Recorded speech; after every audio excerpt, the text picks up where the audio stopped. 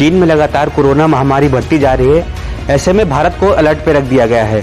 हमारे साथ बात करने के लिए एसजीपीजीआई के डायरेक्टर डॉक्टर आर.के. धीमान जी हैं। हम जानेंगे कि क्या क्या व्यवस्थाएं की गई है लखनऊ में और कैसे बचाव किया जाएगा। सबसे पहले सर हम जानेंगे कि चीन में जो कोरोना महामारी बढ़ गई है, क्यों बढ़ी है, क्या इसका कारण है? चाइना में अभी तक जो पॉलिसी रही है वो कोविड-19 जीरो पॉलिसी रही है।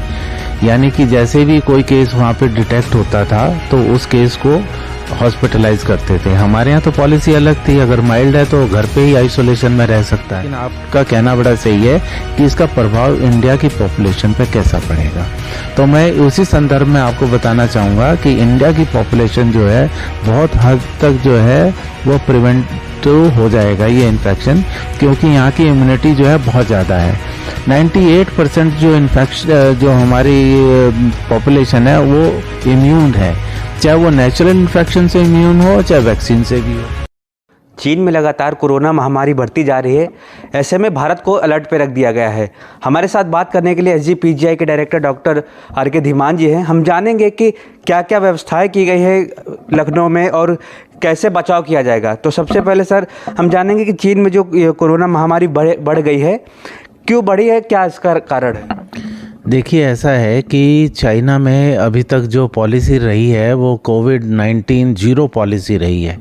यानी कि जैसे भी कोई केस वहाँ पे डिटेक्ट होता था तो उस केस को हॉस्पिटलाइज करते थे। हमारे यहाँ तो पॉलिसी अलग थी, अगर माइल्ड है तो घर पे ही आइसोलेशन में रह सकता है। लेकिन वहाँ पर जो था एडमिशन किया जाता था और बहुत ज़्यादा टेस्टिंग होती थी कि जिसकी वजह से जो है वहाँ पे पूरी तरह से कोविड कंट्रोल में था। तो इसका मतलब क्या हुआ? इसका मतलब ये हुआ कि वहाँ पे जो एक्सपोज़र होता है, नेचुरल एक्सपोज़र होता है, वो वहाँ पे नेचुरल एक्सपोज़र नहीं रहा। इस वजह से नेचुरल इम्यूनिटी नहीं डेवलप हो पाई। तो एक सबसे बड़ी बात थी। दूसरा ये था कि वैक्सीनेशन जो वहाँ पे दिया जा रहा था, जो वैक्सीन थी वो इतनी इंपॉर्टेंट नहीं थी जितनी हमारे देश में है। तो जब ना तो वैक्सीन इंपॉर्टेंट थी और ना ही नेचुरल इन्फेक्शन हुआ, तो इम्यूनिटी जो थी चाइनीज़ पीपल की, चाइनीज़ पॉपुलेशन की बहुत ही कम थी। तो अब जब कोविड जो जीरो पॉलिसी थी, जब वहाँ पे डिमॉन्स्ट्रेशंस बहुत ज़्यादा हुए तो वो उन्होंने बैक कर ली, उसको ख़त्म कर दिया। तो यानी कि जो एक्सपोज़र था अब वायरस के सामने बहुत ज़्यादा हो गया, जबकि पेशेंट की इम्यूनिटी नहीं थी तो बहुत तेज़ी से फैला और अभी बहुत तेज़ी से वो फैले जा रहा है। यहाँ तक कहते हैं कि 2/3 ऑफ द पॉपुलेशन जो है या पूरी की पूरी पॉपुलेशन जो है एक महीने में वहाँ पे जो है इन्फेक्ट हो जाएगी। इसका मतलब ये है कि जब इन्फेक्शन होगा, इतना तेज़ी से स्प्रेड होगा, तो हॉस्पिटलाइजेशन भी ज़्यादा होंगे और तेज़ी से डेथ भी बहुत ज़्यादा होंगी। तो यह रीज़न है कि चाइना में जो इन्फेक्शन तेज़ी से फैल रहा है वो इस वजह से फैल रहा है क्योंकि वहाँ पे पॉपुलेशन की इम्यूनिटी बहुत ही कम है। भारत है और काफ़ी ऐसे देश है जो करीबी हैं, ऐसे में उसका जो प्रभाव है कैसे पड़ सकता है, क्या बचाव हो सकता है? जहाँ तक प्रभाव की बात है कि कोई भी इन्फेक्शन कहीं पे भी वर्ल्ड में होता है वो तेज़ी से फैलता है दूसरे कंट्रीज़ में भी। उसका रीज़न ये है कि एयर ट्रैवल बहुत ही कॉमन है। अगर इस समय देखें तो नॉर्मल रूप से, सुचारू रूप से जो है एयर ट्रैवल चल रही है, तो अभी भी विमान आ जा रहे हैं। तो इन्फेक्शन मान लो चाइना में होता हो, चाहे वो इंग्लैंड में होता हो, चाहे USA में होता है, वहाँ से इन्फेक्शन एक दिन इंडिया में तो आना ही है। ऐसे ही हमारी 3 वेव पहले भी आई हैं, फर्स्ट भी आई है, सेकंड डेल्टा की भी आई है, थर्ड जो है ओमिक्रॉन की भी आई है। तो अगर बाहर इन्फेक्शन है तो इन्फेक्शन तो एक दिन यहाँ पर आएगा, लेकिन आपका कहना बड़ा सही है कि इसका प्रभाव इंडिया की पॉपुलेशन पे कैसा पड़ेगा। तो मैं उसी संदर्भ में आपको बताना चाहूँगा कि इंडिया की पॉपुलेशन जो है बहुत हद तक जो है वो प्रिवेंट हो जाएगा ये इन्फेक्शन, क्योंकि यहाँ की इम्यूनिटी जो है बहुत ज़्यादा है। 98% जो इन्फेक्शन जो हमारी पॉपुलेशन है वो इम्यून है, चाहे वो नेचुरल इन्फेक्शन से इम्यून हो चाहे वैक्सीन से भी हो। आपने देखा होगा कि हमारे माननीय प्रधानमंत्री जी और हमारे माननीय मुख्यमंत्री जी योगी आदित्यनाथ जी ने बहुत कोशिश करी है, बहुत मेहनत करी है, पूरी की पूरी पॉपुलेशन को वैक्सीन दिलाई है, 2-2 डोजेज़ वैक्सीन दिलाई जा चुकी है। इम्यूनिटी इतनी अच्छी है, अगर ये वायरस आएगा भी तो इतना फल्मिनेंट केस नहीं रहेगा, बहुत ही माइल्ड वैरायटी में आएगा। इतने हॉस्पिटलाइजेशन नहीं होंगे और बहुत ज़्यादा कोई डेथ की संभावना भी नहीं है। इसलिए मैं एक मैसेज यहाँ पे जो है आपके माध्यम से ये भी देना चाहूँगा, सतर्कता बरतने की ज़रूरत है, लेकिन पैनिक में आने की ज़रूरत नहीं है, क्योंकि हमारे यहाँ इन्फेक्शन इतना सीवियर और इतनी तेज़ी से नहीं फैलेगा, इतने ज़्यादा हॉस्पिटलाइजेशन नहीं होंगे और इतनी ज़्यादा कोई डेथ वगैरह नहीं होगी। उत्तर प्रदेश में इसके बचाव के लिए क्या क्या व्यवस्थाएं की गई हैं? देखिए, उत्तर प्रदेश में बचाव के लिए तो सबसे पहली चीज़ जो है, आप भी जानते हैं, सारी पॉपुलेशन जानती है, पब्लिक जानती है, CAB, कोविड एप्रोप्रिएट बिहेवियर। 3 चीज़ें मानी जाती हैं। एक तो मास्किंग होनी चाहिए, नंबर 1, और नंबर 2 जो है डिस्टेंसिंग होनी चाहिए, लगभग 2 गज की दूरी, और तीसरा जो है हैंड हाइजीन होना चाहिए, मतलब हाथ को धोते रहना चाहिए। साबुन इज़ गुड इनफ, मतलब उसके लिए आपको और चीज़ करने की ज़रूरत नहीं है। तो ये हुआ पहला, तो सबसे पहला स्टेप जो है जो हम लोगों को करना चाहिए। दूसरा ये है कि कहीं भीड़ भड़ाके के इलाके में ना जाएं और ना ही भीड़ की स्थिति पैदा करें। अगर आप जाते भी हैं तो मास्क बिल्कुल लगा के जाइए। तीसरी चीज़ होती है क्लोज स्पेस। मान लो कि हम इसी कमरे में 10 लोग बैठे हैं तो मास्क लगा के बैठें। यहाँ पे 50 की गैदरिंग ना करें, जितनी कम से कम कर सकते हैं उतनी करें। ऐसे ही क्लोज स्पेस होता है, एयर ट्रैवल का होता है, पूरा का पूरा विमान होता है।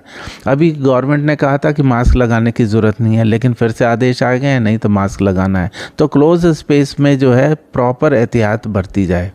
तो ये है। चौथी चीज़ जो है मैं आपको बताऊंगा, वैक्सीनेशन। तो हमारे यहाँ 2 डोजेज़ लगभग मिल चुकी हैं, लेकिन जिनको नहीं मिली हैं तो अपना वैक्सीनेशन कंप्लीट करें। और तीसरा है, जिन लोगों को बूस्टर डोज मिलनी है, जैसे कि वृद्ध व्यक्ति हैं, एडल्ट वाले 60-65 से ज़्यादा उम्र वाले, या जिनको पहले से ही कोमॉर्बिड सिचुएशन है, पहले से ही बीमारी है, हार्ट की बीमारी है, लंग्स की बीमारी है और या लीवर की बीमारी है, तो उनको भी अपना जो है बूस्टर डोज ले लेनी चाहिए। ये चौथा जो है वैक्सीनेशन का हम बताना चाह रहे हैं। इसके अलावा हमने क्या तैयारियां करी हैं? हमारी तैयारी तो देखिए बिल्कुल कंप्लीट है। ये जो 3rd वेव के समय में हमने बच्चों की भी तैयारियां की थी, बच्चों को इन्फेक्ट होंगे तो हमने बच्चों के लिए ICU, चिल्ड्रन ICU भी प्रिपेयर किया था, उनकी दवाइयां भी प्रिपेयर करी थी, उनके जितने भी सामान की ज़रूरत पड़ सकती है, वेंटिलेटरी सपोर्ट की, वो सारी की थी।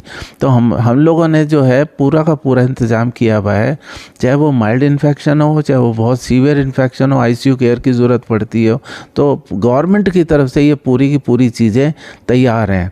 मैं आपको बताना चाहूँगा, हमने तो मॉक ड्रिल भी कर लिया, परसों हमने मॉक ड्रिल कर लिया अपने उसके राजधानी कोविड हॉस्पिटल 2 की। उसमें देख लिया कि हमारे कितने जो हैं वेंटिलेटर बिल्कुल सही काम कर रहे हैं, बेड बिल्कुल ठीक हैं, ऑक्सीजन सप्लाई बिल्कुल दुरुस्त है, ये सारी चीज़ें हमने कर ली हैं। तो अगर यहाँ पे इन्फेक्शन आता है, सीवियर इन्फेक्शन जिन लोगों को होगा, तो हमारे पास में SGPGI तो उसकी कर रहा है। तो ये सारी चीज़ें हैं की तैयारियां हो गई हैं हमारे यहाँ। अब एक बात और बताएंगे कि प्रदेश में भी और पूरे देश में भी टेस्टिंग के लिए भी कहा गया है। टेस्टिंग किया जाएगा। टेस्टिंग किस किस की कर सकते हैं? जिसको URI है, अपर रेस्पिरेटरी ट्रैक्ट इन्फेक्शन के मतलब इन्फेक्शन जैसे सिम्टम्स हो, या जिनको ILI है यानी कि इन्फ्लुएंजा लाइक जिनको सिम्टम्स हो, मतलब नज़ला, जुकाम और ये खांसी, ये सब जिनको है, तो उनकी टेस्टिंग होनी चाहिए। अगर टेस्टिंग में वायरस मिलता है तो उसकी यूनिवर्सल, मतलब हर एक सैंपल जो पॉजिटिव है उसकी जीनोम सीक्वेंसिंग होनी चाहिए। जीनोम सीक्वेंसिंग क्यों ज़रूरी है? जीनोम सीक्वेंसिंग इस वजह से ज़रूरी है, इससे हमें पता चलेगा कि कौन से टाइप का वायरस है। इसी से ही हमें पता चलेगा कि चाइना वाला वायरस यहाँ पर आ चुका है या नहीं आ चुका है। इस वायरस का नाम है BF7, ठीक है ना? तो BF7 यहाँ पर आ चुका है या नहीं आया। ये भी एक सब लीनिएज है हमारी ओमिक्रॉन वायरस की। तो ये आ चुका नहीं आ चुका, तो अभी तक तो आया नहीं है। तो गुजरात में 3 केस हैं और उड़ीसा में शायद 1 केस है, 1-2 और आ गए होंगे, तो इससे ज़्यादा नहीं है। अभी फुल फ्लेजेड एपिडेमिक हमारे यहाँ नहीं है, लेकिन इसलिए एहतियात पे जो भी सिम्टम्स ऐसे हैं जिनको रेस्पिरेटरी सिम्टम्स हैं, लंग्स के सिम्टम्स हैं, उसमें जांच करें। अगर वायरस पॉजिटिव है तो यूनिवर्सल जीनोम सीक्वेंसेस होनी चाहिए। तो सर्विलेंस भी हम लोग कर रहे हैं, जो फ्रंट लाइन वर्कर्स हैं वो वहाँ पे सर्विलेंस करते हैं। ये सारी सुविधाएं, ये सारे डायरेक्शंस जो हैं गवर्नमेंट से आ चुके हैं। लोगों में ये भी डर है कि ये जो वेरिएंट है बहुत ख़तरनाक होगा, लोग और ज़्यादा डर रहे हैं क्योंकि थर्ड जो वेव आया था उसमें भी बहुत ज़्यादा खतरनाक था। तो लोग यही सोच रहे हैं कि इस बार का जो वेरिएंट होगा बहुत खतरनाक होगा। तो ऐसे में जनता को क्या आप बताना चाहते हैं? देखिए, ये बात मैं आपको बता चुका हूँ, मैं फिर से रिपीट कर दे रहा हूँ, क्योंकि आपने कहा कि ओमिक्रॉन जो पहले वाला आया तो बहुत खतरे वाला था, लेकिन सिद्ध तो नहीं हुआ। मुश्किल से 3-4 हफ्ते वेव रही, ख़त्म हो गई। एडमिशन्स भी ज़्यादा नहीं हुए, कुछ ही बहुत ही कम डेथ हुई थी। तो यही हाल इसका भी होने वाला है। वेरिएंट वहाँ पे बहुत तेज़ यूँ है, ज़्यादा मॉर्टेलिटी, ज़्यादा हॉस्पिटलाइजेशन यूँ कर रहा है क्योंकि चाइना में उतनी इम्यूनिटी नहीं है। हमारे यहाँ तो इम्यूनिटी बहुत बेहतर है। इन्फेक्शन आएगा भी तो हमारी इम्यूनिटी वायरस से लड़ेगी, उससे फाइट करेगी। और जो हमने वैक्सीन लगा रखी है वो इन्फेक्शन प्रिवेंट तो नहीं करती है, लेकिन सीवियर इन्फेक्शन नहीं होने देती है। एज ए रिज़ल्ट मेरा मानना है, जो हमारी विशेषज्ञ टीम है, क्योंकि मैं एडवाइजरी बोर्ड का चेयरमैन हूँ, तो एडवाइजरी बोर्ड में भी 20-25 लोग हैं, उनका भी सबका यही मानना है। डॉक्टर मनिंदर अग्रवाल हैं जो ये पूरी देखते रहते हैं, कानपुर IIT से, उनका भी ये मानना है कि जो वेव आएगी वो ज़्यादा सीवियर नहीं होगी, हल्की ही रहेगी। बहुत ज़्यादा हॉस्पिटलाइजेशन, बहुत ज़्यादा डेथ जो है एक्सपेक्टेड है नहीं है। इस वजह से बिल्कुल घबराने की ज़रूरत नहीं है। मैं तो ये पूरी आपके माध्यम से ये संदेश देना चाहूँगा, सतर्कता बरतें जैसे मैंने आपको अभी बताया है, लेकिन पैनिक में ना आए, परेशान ना हो, घबराएं नहीं। तो हमारे साथ बात करने के लिए डॉक्टर R.K. धीमान जी थे, जिन्होंने साफ तौर पे बताया कि घबराने की बात नहीं, सतर्कता बरतते रहें, साथ ही साथ मास्क का उपयोग करें, सोशल डिस्टेंसिंग का पालन करें, ऐसे कई सारे बचाव करते रहें। अब ये देखने वाली ये बात होगा कि लोग बचाव कैसे करते हैं। लाइव टीवी एक्सप्रेस से मैं विवेक साहू, उत्तर प्रदेश। खास खबरें, हर खबर को पाने के लिए चैनल को सब्सक्राइब जरूर करें और देखते रहें लाइव टीवी एक्सप्रेस।